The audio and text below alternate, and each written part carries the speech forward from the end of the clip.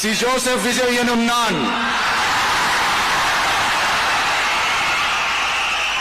தமிழ்நாட்டு அரசின் முதலமைச்சர் என்ற முறையில்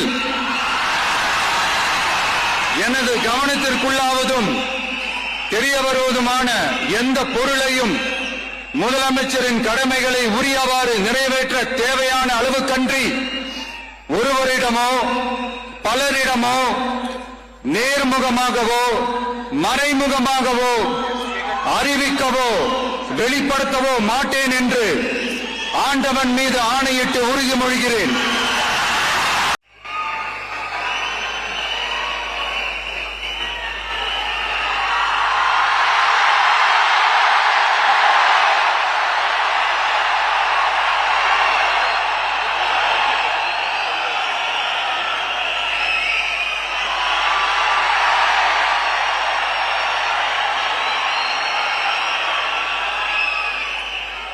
Well, his father, Mr. Chandrasekhar, is someone who's always harbored this dream of politics. And the last few years, much before Vijay actually kicked off his political journey, it was his father who'd set up these fan bases, these fan associations, which then converted into cadre units across the state of Tamil Nadu. But listen in to that victory speech by Vijay. I know I've been referring to it constantly, but if you missed it,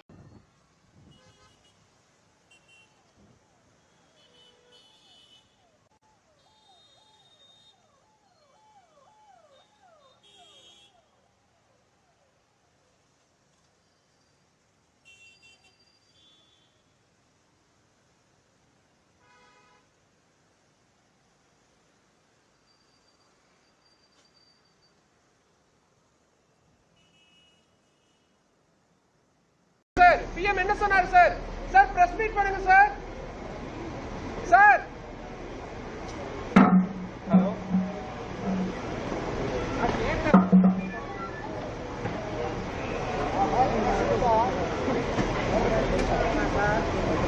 Tamil Nadu Chief Minister Vijay is in action mode. He has released his first big order after taking charge. He has ordered the closure of 717 TASMAC liquor shops near educational institutions, places of worship, and also bus stops. Meanwhile, crucially, you must note, he will face his floor test tomorrow. This high-stakes vote will take place tomorrow. On one hand, the DMK mouthpiece has torn into Vijay this morning and said that he has formed the government with the help of allies of the DMK. This after that courtesy call with MK Stalin just yesterday. He spent his Monday reaching out to all those across the political aisle. He also stated that, in fact, the DMK mouthpiece this morning has categorically stated that short-tempered Vijay shouldn't have taken oath without full majority.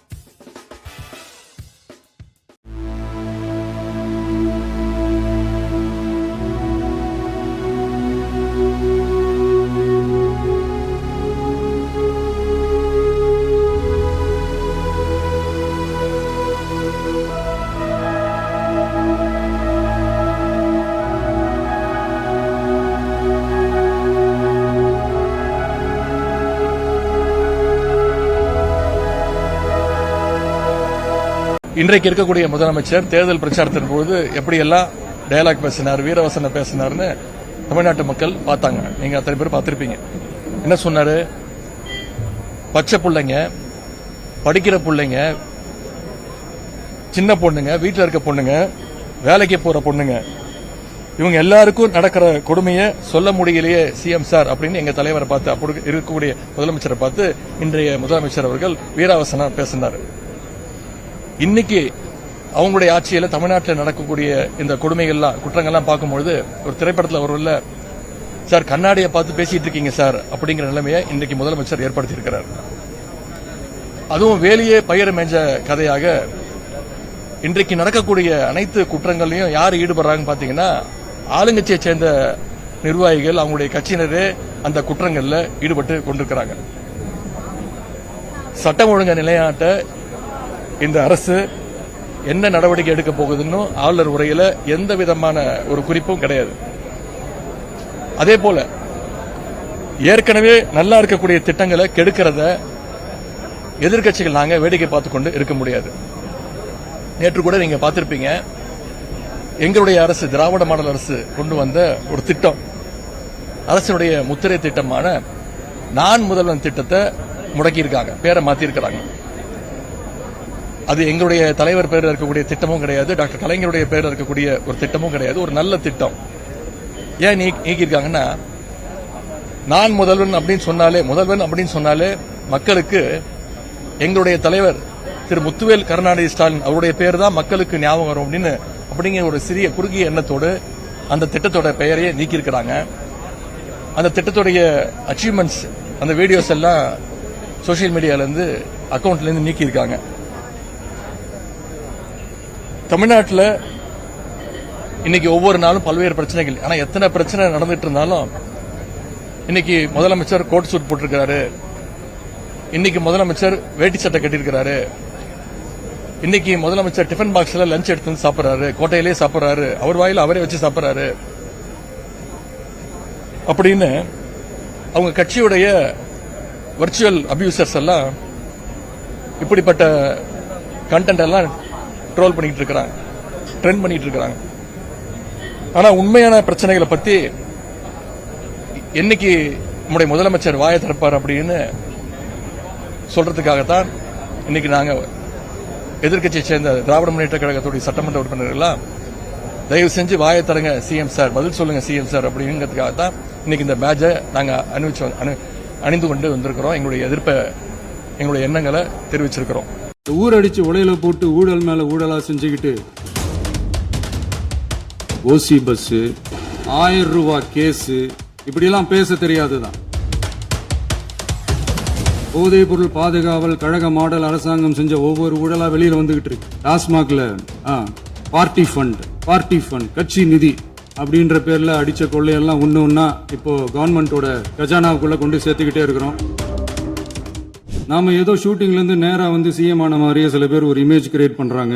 அவங்களுக்கு அவங்க ஆசைப்படுற லாங்குவேஜ்லயே சொல்றோம், அது வெறும் real கிடையாது.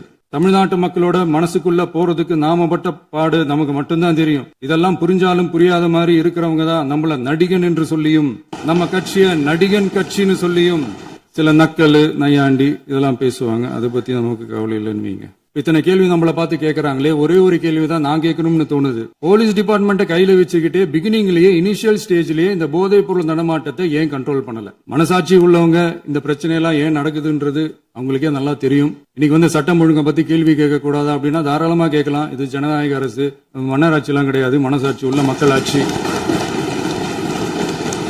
அதனால கேள்வி கேட்கலாம், எல்லாருக்கும் எல்லா உரிமையும் உண்டு. விமர்சனம் செய்யலாம், எல்லாருக்கும் எல்லா உரிமையும் உண்டு. ஆனா நம்ம ஆட்சியில என்ன நடவடிக்கைகள் எடுத்திருக்கோன்றது தெரிஞ்சுக்கிட்டு அதுக்கு ஏத்த மாதிரி ஒரு நடுநிலையா பேசுனீங்கன்னா கொஞ்சம் நல்லா இருக்கும். சட்டம் ஒழுங்கை பத்தி யாருக்கு என்ன யோசனை இருந்தாலும், மக்கள் நலனுக்காக யாருக்கு என்ன யோசனை இருந்தாலும் அதை தாராளமாக சொல்லலாம். நம்ம அரசு அது காது கொடுத்து கேட்கும். ஆனா நம்ம அரசனுடைய நிர்வாக திறன் அதை பத்தி பேசுறவங்களுக்கு இந்த ஊரடிச்சு உலையில போட்டு ஊழல் மேல ஊழலா செஞ்சுக்கிட்டு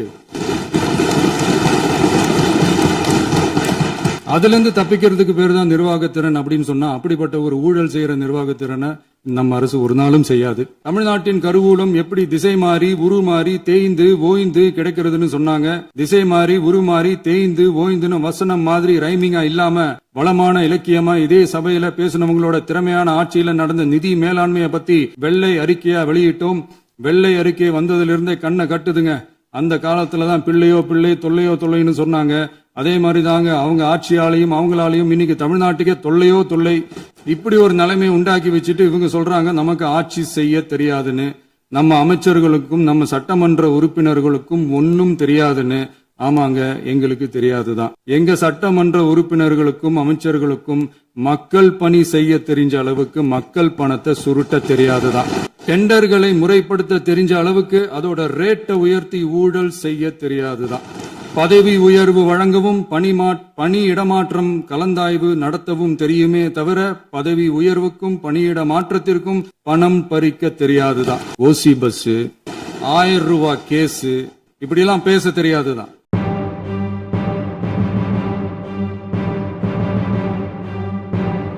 உங்க அப்பா இங்கதான் இருப்பாருன்னு சொன்னாங்க, அதான் தேடிக்கிட்டு இருக்கேன். எங்க உங்க அப்பாவையா காணோம்? ஒரு ஆக்ஷன் பண்ணணும்னு எனக்கு தோணுச்சு. எல்லாரும் போயிட்டாங்க.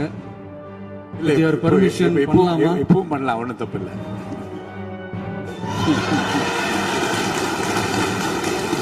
ஒரு குட்டி கதை ஒன்று ஞாபகம் வருது, சொல்லாமா? ஒரு ஊர்ல ஒரு பெரியவர் வெயில் ரொம்ப ஜாஸ்தியா இருக்குன்னு சொல்லிட்டு கண்ணுக்கு மேல கை வச்சுக்கிட்டு இப்படி சுத்தி முத்தி தேடிக்கிட்டு இருந்தாராம். அப்ப கூட இருந்த ஒரு சின்ன பையன், என்ன தேடுறீங்க அப்படின்னு கேட்டானா. அதுக்கு அந்த பெரியவர் சொன்னாரா, அது ஒண்ணு இல்ல தம்பி, உங்க அப்பா இங்கதான் இருப்பாருன்னு சொன்னாங்க, அதான் தேடிக்கிட்டு இருக்கேன். எங்க உங்க அப்பாவையா காணோம்?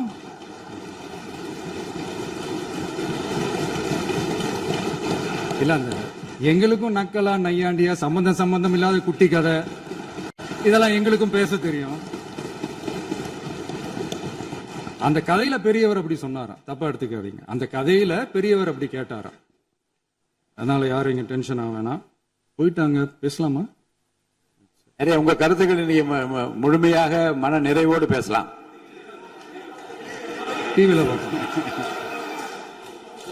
சரி, அதான் 5 நிமிஷம் பேசுனதுக்கே கொளத்தூரி இந்த ஆட்டம் ஆயிடுச்சு. பேசுனா அப்புறம் என்ன பண்றது?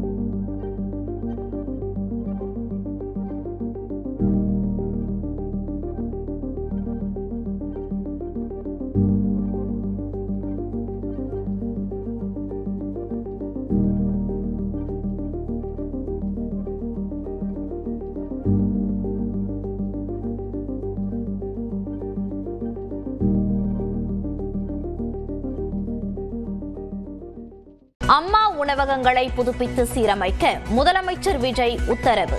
சுவையுடன் கூடிய தரமான உணவு வகைகளை தங்கு தடையின்றி பொதுமக்களுக்கு வழங்க ஆணை. தமிழ்நாடு முழுவதும் பெண்கள் கட்டணமில்லாமல் பயணம் செய்யும் திட்டம் குறித்து போக்குவரத்து அதிகாரிகளுடன் முதலமைச்சர் விஜய் ஆலோசனை. பயணிகள் பணமில்லாமல் பரிவர்த்தனை மூலம் பயணிக்க ஸ்மார்ட் கார்டு முறையை அமல்படுத்தவும் அறிவுறுத்தல்.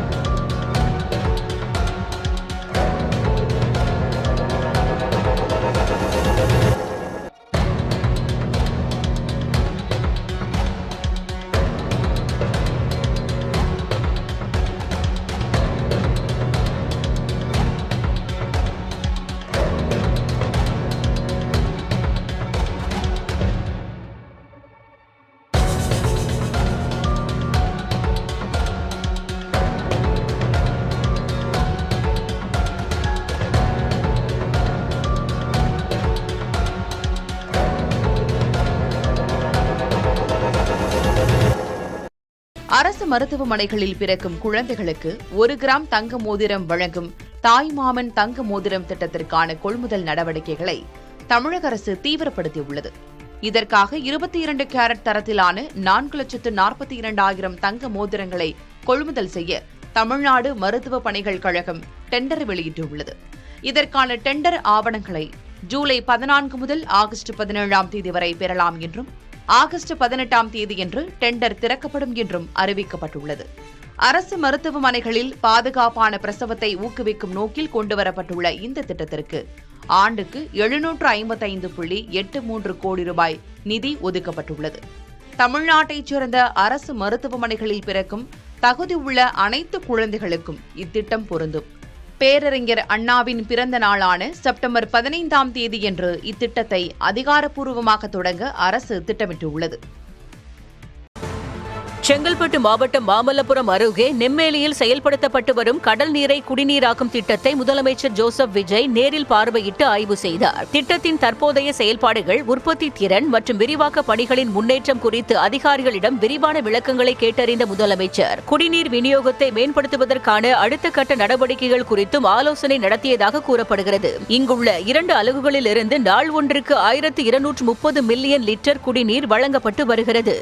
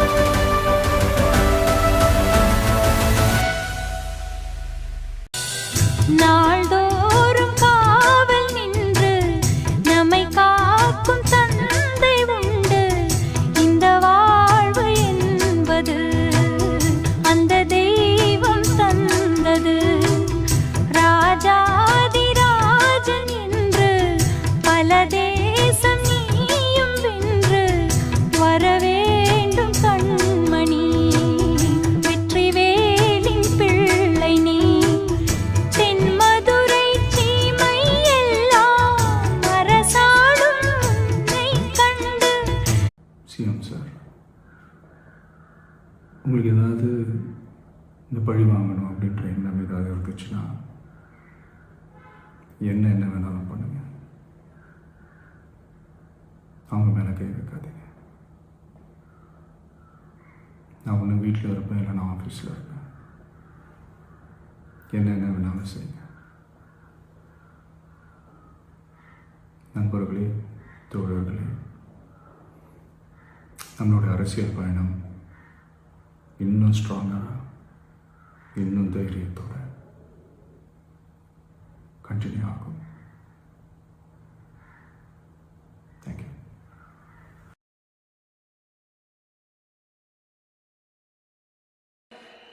எலெக்ஷன்ல 50-60 வருஷமா இருந்த சாதியை உடைச்சிருக்கிறோம், மதத்தை உடைச்சிருக்கிறோம், காசு கொடுத்து ஓட்டு வாங்கறத உடைச்சிருக்கிறோம்.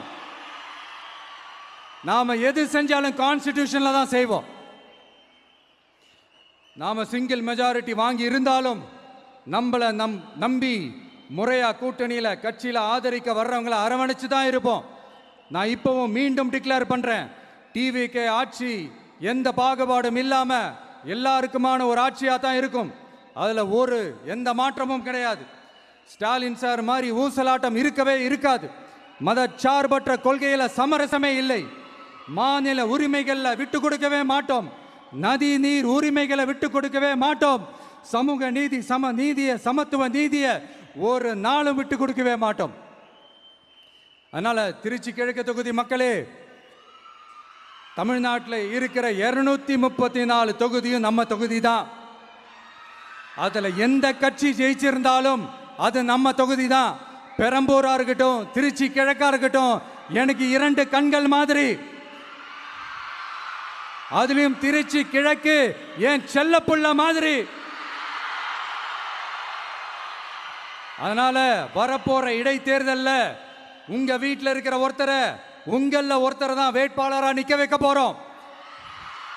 நீங்க எப்படி இந்த விஜய்க்கு ஆதரவு கொடுத்து ஓட்டு போட்டு ஜெயிக்க வச்சீங்களோ, அதே மாதிரி வரப்போற இடைத்தேர்தல்ல உங்களுடைய அந்த வேட்பாளரையும் ஜெயிக்க வைப்பீங்கன்ற அந்த ஒரு நம்பிக்கை நான் முழுமையாக தான் நம்புறேன்.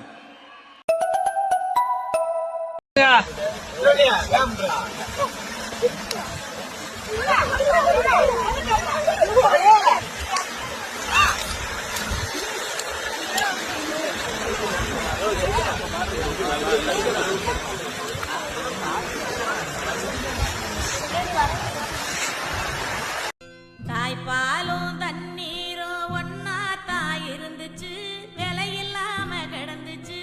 ஆனா இப்ப எல்லாமே தழகியா போனுச்சு, தடமாறி நின்னுச்சு.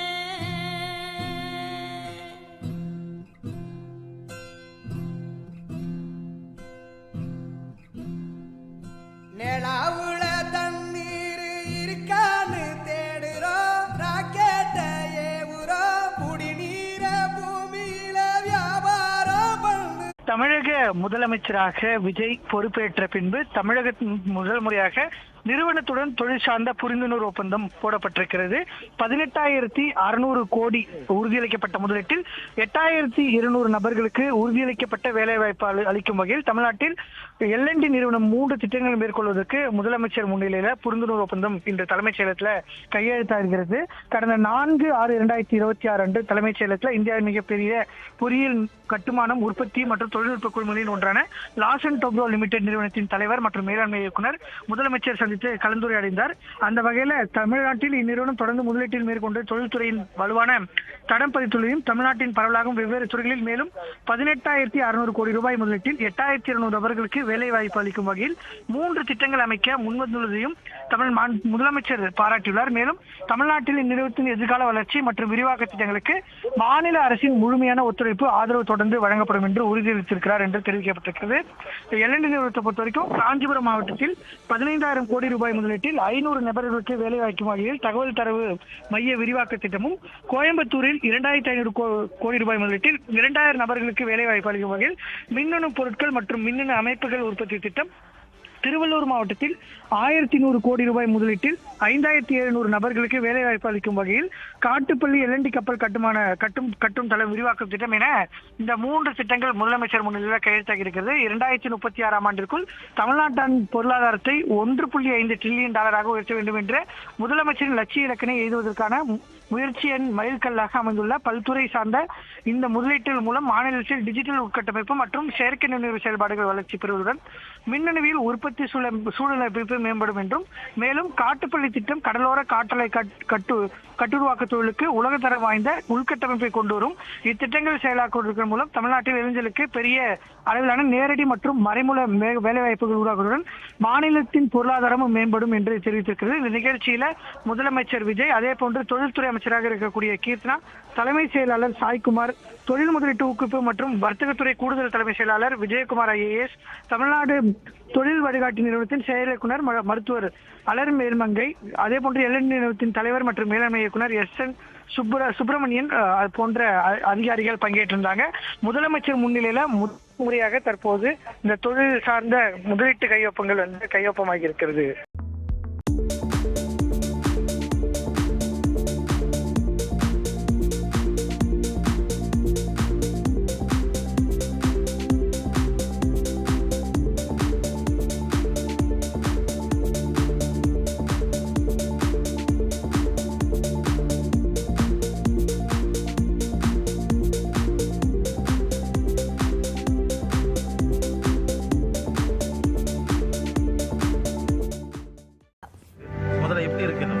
ரொம்ப ஹாப்பி அண்ட் ரொம்ப ஹம்பிள்டாக ஃபீல் பண்ணுறேன் சார். டாக்டர் இடத்துக்கு வர்றதுக்கு நீங்கள் ரொம்ப கஷ்டப்பட்டுருப்பீங்க. சிஎம் கையாலேயே லெட்டர் வாங்குறது எவ்வளோ ஹாப்பியாக இருக்குது? மெயினாக என்னோட ஃபேமிலி, என்னோட ஃப்ரெண்ட்ஸோட சப்போர்ட்டு தான் சார். என் ஃபேமிலியில் எங்கள் அம்மா அப்பா, என்னோட அக்கா, என்னோட பிரதர் இன் லா எல்லாருமே ரொம்ப சப்போர்ட்டிவாக இருந்தாங்க இந்த ஜேர்னி த்ரூ. என்னோட MMCயில் என்னோட ப்ரொஃபஸர்ஸோட ஊக்குவிப்பும், என்னோட ஃப்ரெண்ட்ஸு, என்னோட பேட்ச்மேட்ஸோட ஊக்குவிப்பும் தான் எனக்கு இவ்வளோ தூரம் எனக்கு கொண்டு வந்திருக்குங்க சார். சிஎம் கிட்ட நான் என்னை அறிமுகப்படுத்திக்கிட்டேன் சார். நான் புற்றுநோய் நிபுணர் இப்போ முடிச்சிருக்கேன். மே மந்த் தான் எக்ஸாம் பாஸ் ஆகுது சார். நான் என்னை அறிமுகப்படுத்திக்கிட்டேன். வெரி நைஸ்ன்னு சொன்னார் சார். வெரி குட் அப்படின்னு சொல்லி சொன்னார் சார். ரொம்ப கைண்ட் ஜெஸ்டர் சார். நான் சிரமப்படக்கூடாதுன்னு சாரே கீழே இறங்கி எனக்கு கொடுத்தது like it means a big heart. I felt very happy and honored.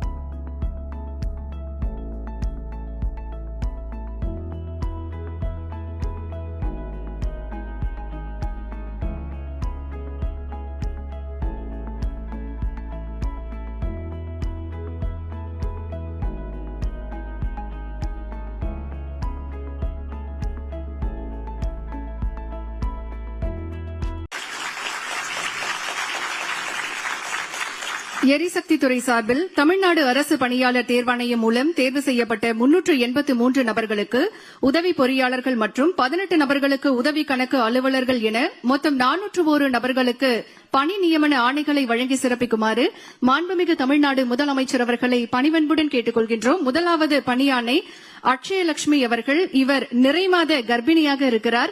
மாண்புமிகு தமிழ்நாடு முதலமைச்சர் அவர்கள் மேடையிலிருந்து கீழே இறங்கி சென்று அக்ஷயலட்சுமி அவர்கள் இருக்கக்கூடிய இடத்திற்கே பணி நியமன ஆணையை வழங்கி சிறப்பிக்க இருக்கின்றார்கள். இவருக்கு இன்னும் 3 நாட்களில் பிரசவ தேதி அறிவிக்கப்பட்டிருக்கிறது. இவருக்கு 28ஆம் தேதி பிரசவ தேதி அறிவிக்கப்பட்டிருக்கிறது. இன்றைக்கு நம்முடைய மாண்புமிகு தமிழ்நாடு முதலமைச்சர் அவர்களின் திருக்கரங்களால் பணி நியமன ஆணையை பெற வருகை தந்திருக்கிறார்.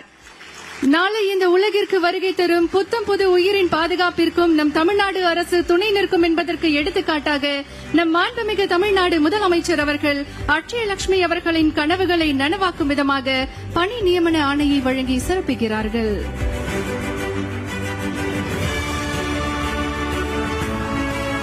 ஒரு தாய் தன் குழந்தையை கைப்பிடித்து வாழ்க்கை பாதையில் நடத்திச் செல்வது போல தமிழ்நாடு அரசும் பெண்களின் கனவுகளுக்கு கரம் கொடுத்து சாதனையின் உச்சிக்கு கொண்டு செல்கிறது.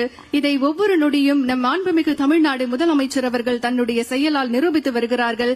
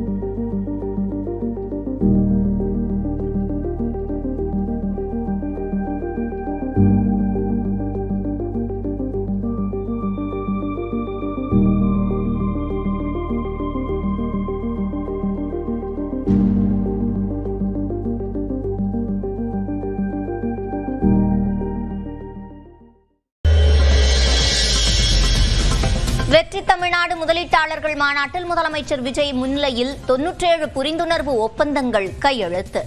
1,06,000 பேருக்கு வேலை கிடைக்கும் வகையில் 67,452 கோடி ரூபாய் முதலீடு. மாலைகள் இட வேண்டாம், தங்க மகுடமும் தர வேண்டாம், தமிழ் தாய்நாடு தந்த அன்பு போதுமே. என் ஒரு துளி வியர்வைக்கு ஒரு பவுன் தங்க காசு கொடுத்தது தமிழல்லவா. என் உடல் பொருள் ஆவியை தமிழுக்கும் தமிழக்கும் கொடுப்பது முறையல்லவா. சடலடு போட்டு சிகரத்தில் ஏறு, எம்பேரி படையப்ப இளப்பட்ட நடையப்ப, என்னோட உள்ளதெல்லாம் இளஞ்சிங்க படையப்பா. பாசமுள்ள மனிதனப்பா, நாம் மீச வச்ச குழந்தையப்பா.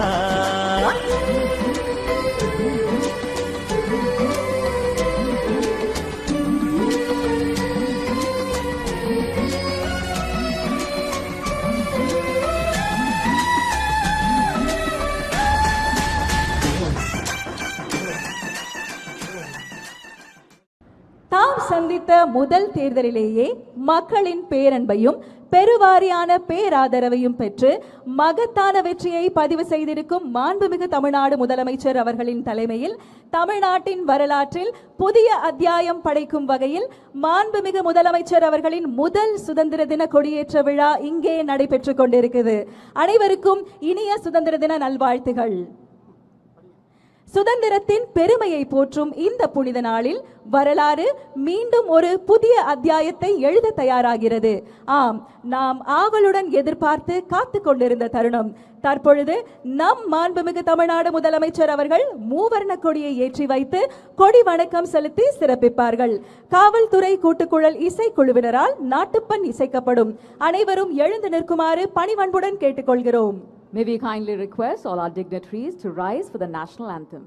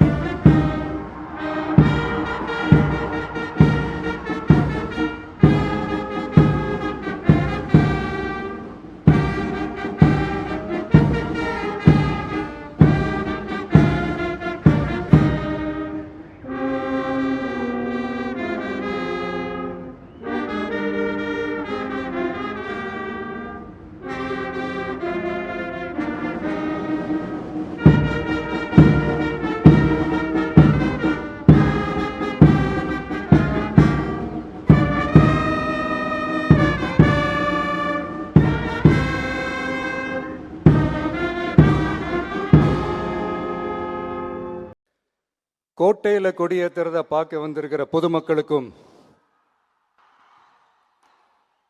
இந்த சுதந்திர தினத்தை கொண்டாடிக்கிட்டு இருக்கிற என் நெஞ்சில் குடியிருக்கும் தமிழக மக்களுக்கும் மாணவ மாணவிகளுக்கும் அனைவருக்கும் என்னுடைய சுதந்திர தின நல்வாழ்த்துக்கள். இந்த 386 ஆண்டு பழமையான இந்த கோட்டையில் இங்கே மேலே ஏறி வந்து இந்த 80வது சுதந்திர தின நாளில் நம்ம நாட்டோட தேசிய கொடியை ஏற்றி வச்சு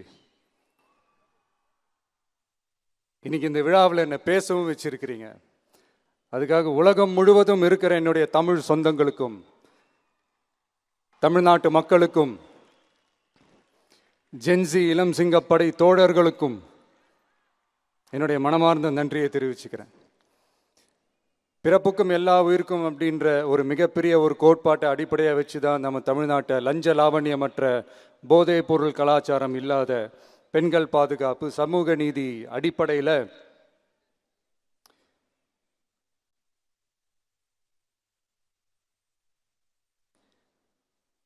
ஒரு வெளிப்படையான ஒரு உண்மையான ஒரு நேர்மையான ஒரு நிர்வாகமாக இதை நாம் செயல்பட்டுக்கிட்டு வந்துக்கிட்டு இருக்கிறோம்.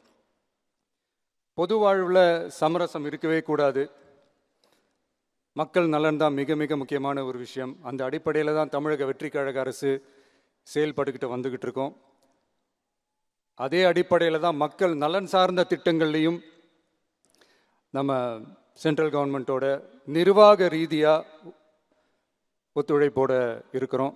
But at the same time நம்ம தமிழ்நாடு கொள்கைகள்னு வந்துட்டா மாநில உரிமைகளுக்கு எதிரான முடிவுகள்லையும் சரி தமிழ்நாட்டுக்கு எதிரான கொள்கை முடிவுகள்லையும் சரி நம்ம டிவிகே அரசு எப்பவுமே எதிர்க்கும். அதில் எந்த மாற்று கருத்துமே கிடையாது.